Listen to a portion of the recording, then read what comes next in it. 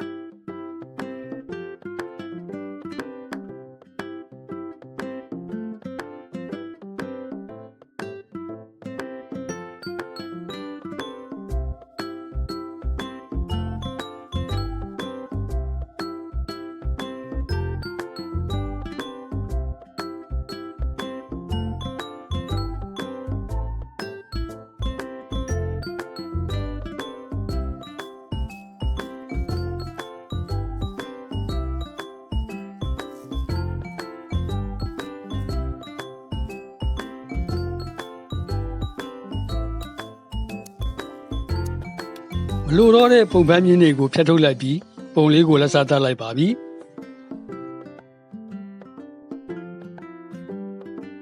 ခုတော့ဒီလောက်ပါပဲအားလုံးပဲရှလန်းချမ်းမြေ့ကြပါစေ